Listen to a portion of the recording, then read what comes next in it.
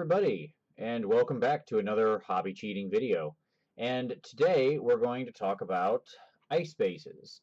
So our goal is to end up with an icy, snowy base. That's a very small version.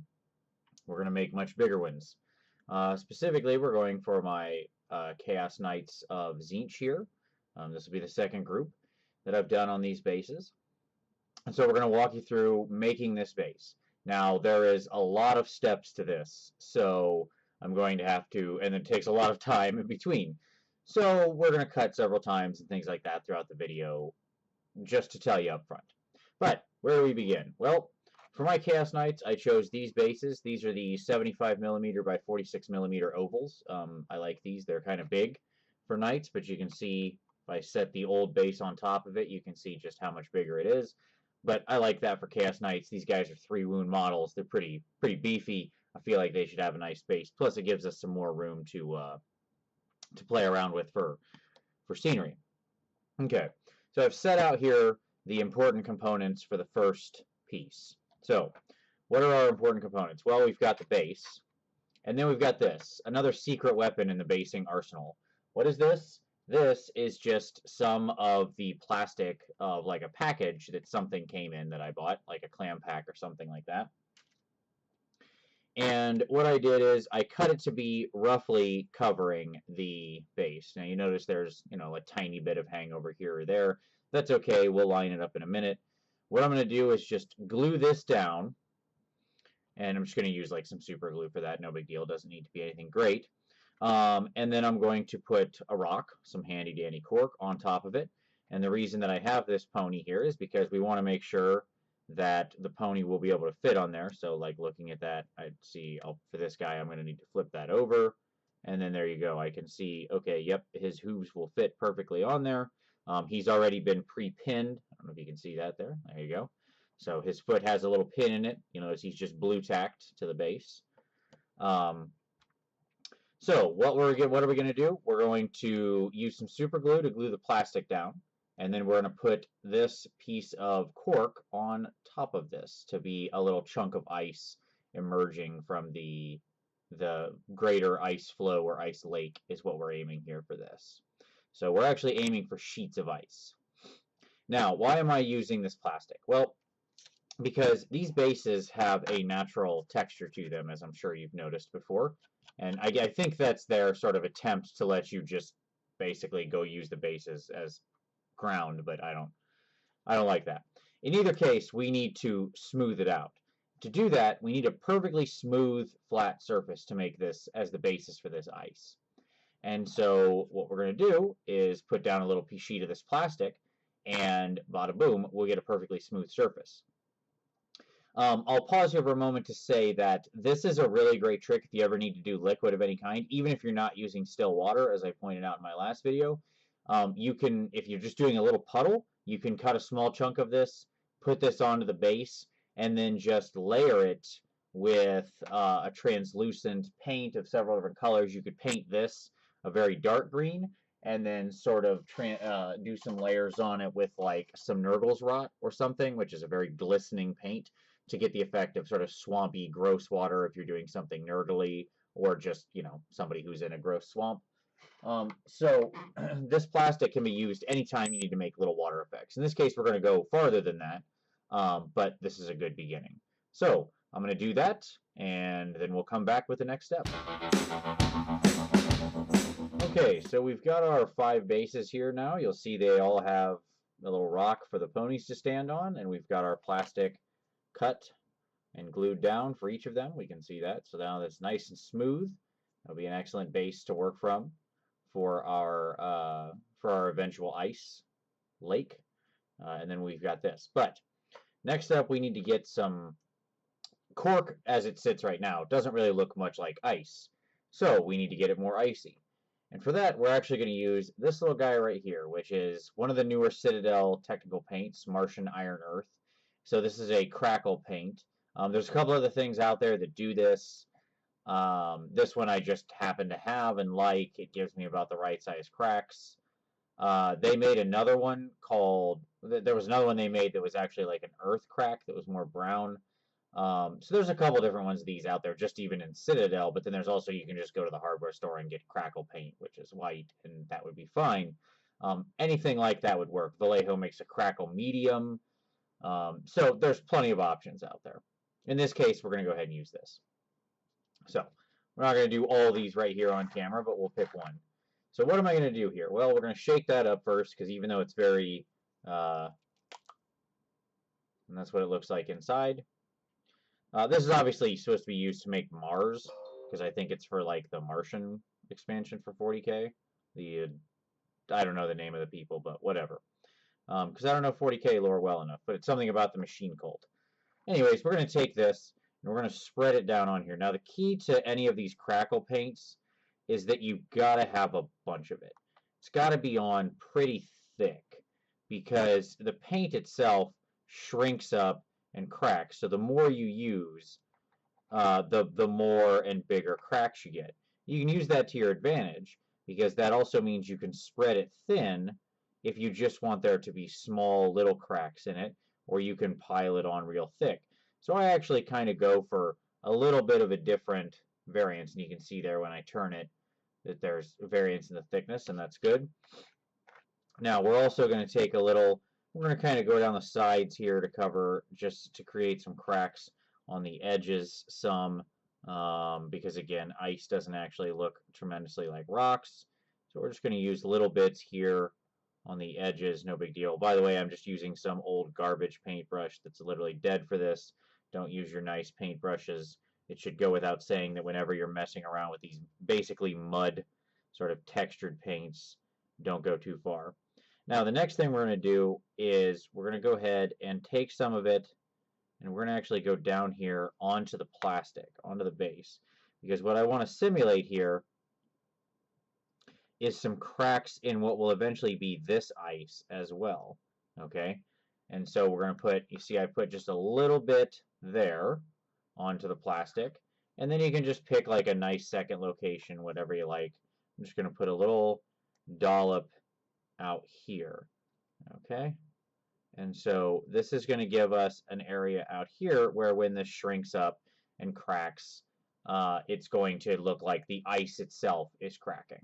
Okay, so something like that, that's all we need to do. That's the next step. Again, this stuff takes a while to dry, so we're going to pause here, and we'll come back once this is all, once I've got the rest of this all applied and all of this is all dried and crackled. Alright, so now what we've got is we have the Martian Iron Earth, or whatever it's called. This crackle paint has dried, and you can see it's nice and crackly there. That's exactly what we want, to get some sort of crackly crack ice effect. Now, obviously this is a little more crackly than ice actually is. Ice doesn't actually break up this much. But we can correct that a little later. This looks more right when it gets down in the water and such. So our next step is we're going to prime all of this. We're going to prime all this white. I'm going to do it with an airbrush. You could just as easily do it with a rattle can. Really doesn't matter. And then I'm going to put some paint in here in this. Oh, you got to be careful with that crackle. Look at that. Came off a little bit. That's okay. No big deal. Some of it will brush off. Not a big deal. And what we're going to do is in this area here, after we prime the whole thing white, we're going to take this and we're going to do a little mix of a very light blue and gray here as a base on the bottom. And what we're going to do as we build this up over time is we're going to try to create depth in the ice, right? The ice needs to look foggy, like it has depth. And so we're going to do that by having multiple different layers of slightly different color to create the depth effect. So this lower layer is going to be a sort of blue-gray mix to look like the lowest part of the ice. So white overall, and then some blue-gray mix in. If you don't, like I'm going to use an airbrush to do it. If you don't have an airbrush, then I would just recommend some dry brushing to kind of achieve the effect. Not where the ice cracks are, just down here where you've got this, where you're trying to create smooth ice depth. Okay? So that's our next step. I'm going to go do that, and we'll be back. All right, so back with our next step. So you can see here, sprayed the base all in white. You can see we turned the Martian Iron Earth white, so now we've got this wonderful crackle white effect. And then we just kind of layered in some blue and gray to create this smoky depth in the water. Like I said, if you're not doing this with an airbrush, you could be either super careful with a rattle can if you have both, or you could just dry brush very lightly to sort of achieve this effect. You'll notice I left the ice crack here spot white, okay, for now. And then you'll see some others here where I've made some more progress on. So this was what I did. And then the next step, which I went ahead and did on the rest of these, so we can just get this done now, is two things. The first thing I did is take some, this guy right here, the Guilman, this is a Space Marine guy, so I don't know how to say his name. Take the Space Marine guy Blue Glaze, which I very much like. It's a nice light blue color. But you can do this with any fairly light blue color. You could just thin it down to a glaze and do this. This is what I happen to use. And you can see I coated all of the ice, paying particular attention to get it fairly heavy so that the cracks would go blue there. Okay, and you'll notice I also touched the little ice pieces with that as well. Okay, so there we go. We can see I did that with each of them. Okay. Now the other thing you'll notice here is that I put some blue tack around the edge in this little pool formation here, and it's pressed very tightly against the edge here, but making sure that it's not spilling over. That is to say that I have a flat surface in here. So no holes underneath, and but nice and high, just high enough to sort of hold some liquid.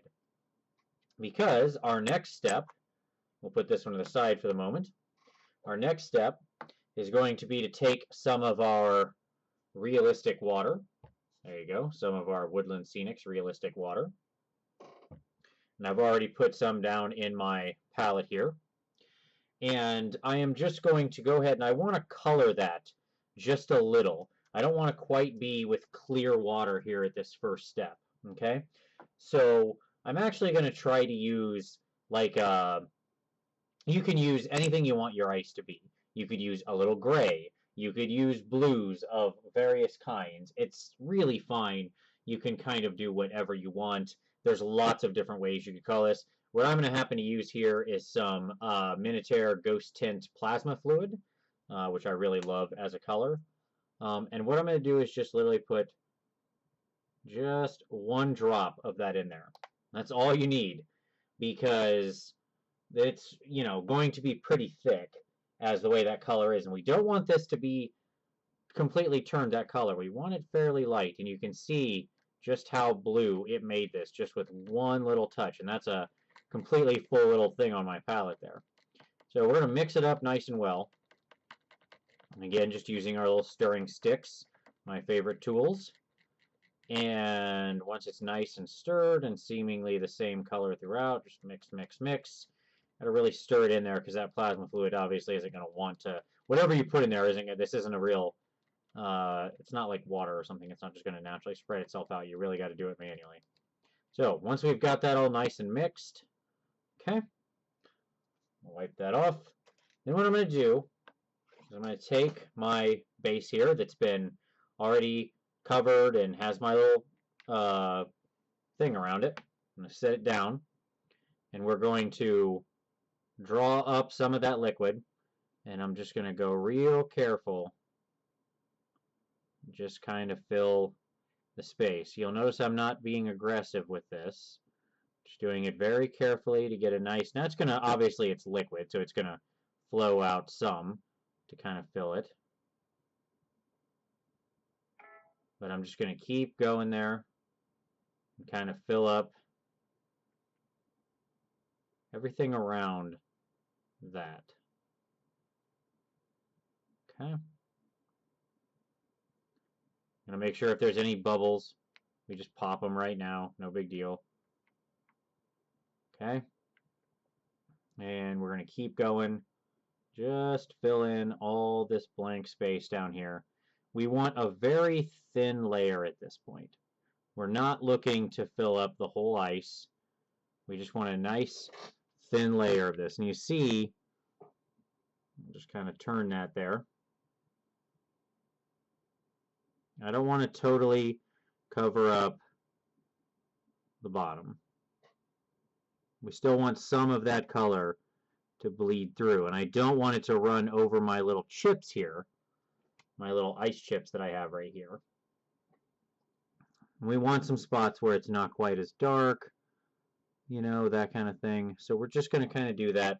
Now, you got to watch this when you first do it. If your little seal isn't perfect around the edge, it can leak out a little, that kind of thing. And so you want to be doing this on a surface that's, you know, like my mat here, where if it runs out the side some, you're fine. But you can just monitor it, and it's basically good to go. So there we go. We've spread the first layer out, and we're going to wait for that to dry. I'm going to do that with all the rest of these bases here. And that's going to be the first layer done. We'll come back. We'll come back when we're ready for the next step. All right. All right, so what have we done? Okay, so we have our realistic water poured in, and it's now hardened up. And so we can see here, you can see how shiny it is, and it looks like ice, and it's nice and solid. So this has dried several hours. Probably, I'm sure that the recommended is like 24 hours. I let this go for, I don't know, 6 or 7, so it's hard enough for our purposes. I actually went ahead and applied a second layer, and that's sort of another step. I didn't show this, but the first layer we did had a little bit of coloration to it, right? We put in a little bit of blue, and so we can see how that in the various ones, you know, it kind of collects in various places and whatnot. Okay. And then I went and did just a straight clear layer, and again, what we're trying to do here is create the illusion of depth, right? And so now we've got it thick, and it's, you know, kind of where we want it to be. You'll also notice that where this, I did not cover over these chips, right? If a little bit flows over the edge, that's fine. It doesn't matter. But on our crackle paint here that's in the middle of the ice, as it were, I didn't cover that over, okay? So that is still the crackle paint. And you're really going for thin layers of this here when you lay this down. You're not dropping a bunch in. You're not trying to make a big pool of it. It's just enough to get there. So then our next step is to take off our little guard here, as it were. And the blue tack is always very sticky, and some of the realistic water is going to stick to it. And that's another reason you want to do like a very thin layer, because it's going to build up on the sides and you're going to get stuff like this. Okay, that's all right. We're going to clean that up. So we take off all our blue tack, which is not always easy because it's somewhat glued to the realistic water. That's all right. Pull all that off. Come off of there. All right. That's pretty much good enough. So, and what do we get? We get something like that. Now, what's happened is we've got this buildup around the edge, right? Now, we don't want that. So make sure all of our blue tack is gone. And then what we're going to do is we're going to take an X-Acto knife. So I actually have this little medical scalpel X-Acto knife, which is a fun little thing. And we're going to place it at an angle, just like that. And we're going to just slice right around the edge. A nice smooth pattern. Going for just a long, smooth stroke right around the edge. And we're going to clean that off. Okay? We're going to go the other direction here. We're going to just do a nice, smooth cut, removing that excess edge piece there. Okay? And then what we should get is a pretty nice, flat piece. Okay? If we've got some weird buildup like this back here, we can go in, clean that up, kind of clumped a little at the back. That's okay. No big deal. That's going to happen sometimes.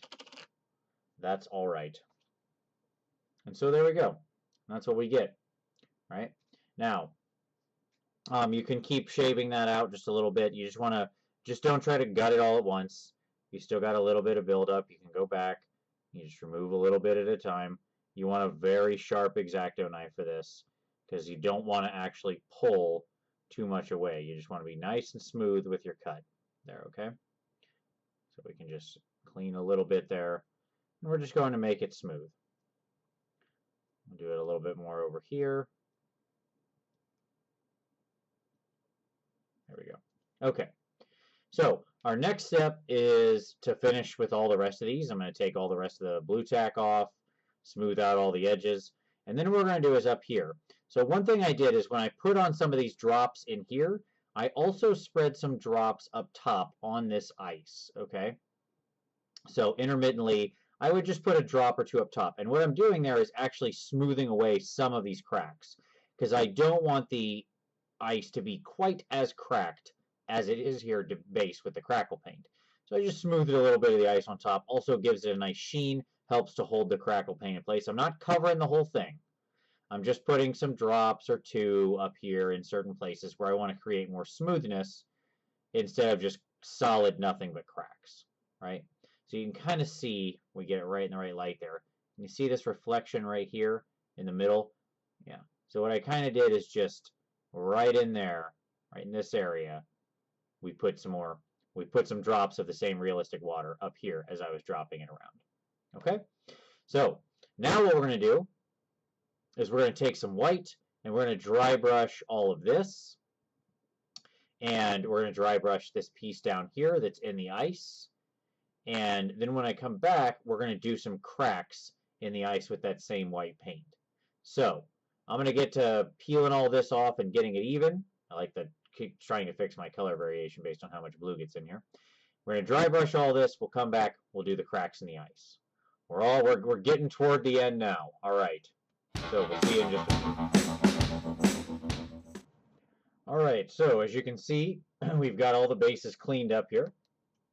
All the blue tack off, all of them trimmed, and we've got all the white dry brushed. So now we're ready to go. We're moving along here quickly. So our next step is going to be to make some cracks in the ice. Now, we've already got, you can see how these look here. After we can see we just ran some dry brush over there. But we want to make some cracks across the ice. So to do that, we're going to use a very thin white or a near white. We have just a little touch of blue in this. We're going to use a very fine tip brush, okay? And we're going to start where this crack is, and we're just going to draw kind of straight out, just barely touching with just the tip. We just want to do a line. So just like that. We're aiming for as straight as possible. And then we're going to take another line straight out of that. And again, just the tip. We just want to drag it across, right? And what we're looking to do is then maybe we do a little circle around there in some various ways. And what we're looking to do, you just want very little paint on the end of your brush, okay? Very little, like so I'm wiping this on my thumb, because the last thing you want to do is lay down a bunch of paint. You're just going to like just the thinnest possible line of a crack. And you want to try to make it as straight as possible, right? And then we can do some more cracks off of those.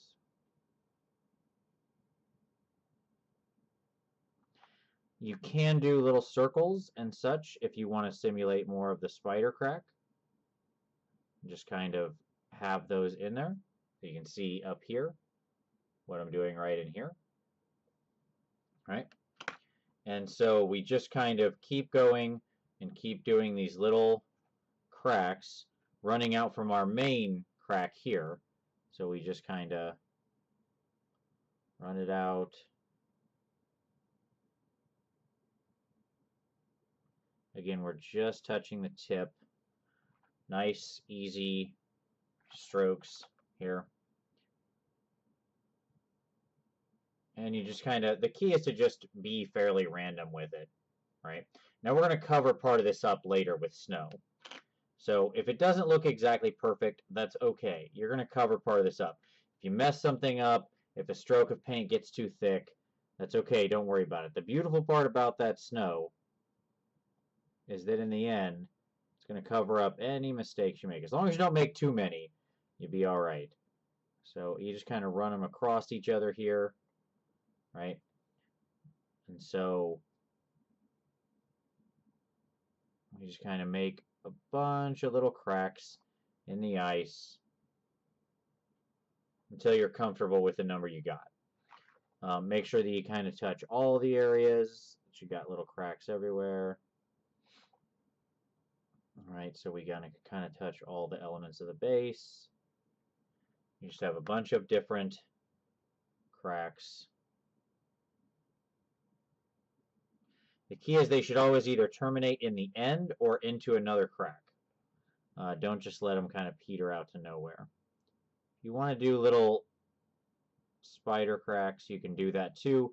Again, the key is just to have so if you want to squiggle it a little bit, you can do the squiggle cracks, just make them in between two of the existing cracks. So it looks like they kind of formed from one to the other. Okay? So, once we're all done, we're going to get something just like that. So now we have cracks in our ice, right? Nice and easy. So I'm going to put all the cracks in my ice, and then we'll come back again. We're getting down there. All right. Okay, so we've drawn cracks on all of our ice. And then we did one final step here, so we can see that up. And there's one final step that I will admit this is going to be the most challenging piece without an airbrush. If you got an airbrush, this is easy. What I've done is I've very much thinned down some white, just stark white paint, and I've kind of very lightly applied it over the ice to just kind of fog it up. Now, this isn't a necessary step. You could probably also get away with this with dry brushing if you were very careful and had just the lightest amount of paint on your brush. But this surface is very smooth, and it's not really going to capture much of the paint. There's nothing for it to drag on. So you may be able to just thin white glaze or dry brush or something like that. I would encourage you to play around. Unfortunately, at this point, you're pretty deep into it, and this took a while to get here. So I say either if you don't want to mess anything up, you can just kind of skip it, and it's fine. You could also try mixing just a little bit of white paint with another layer of the realistic water when you put it on top, or whatever your water medium is. You could do just a little bit of white paint in that, and that would probably also produce the fog effect. But that's what we're trying to get at. So you can see here now we've achieved this sort of layered depth effect where we've got different colors, grays and blues and such, coming through depending on where it's showing.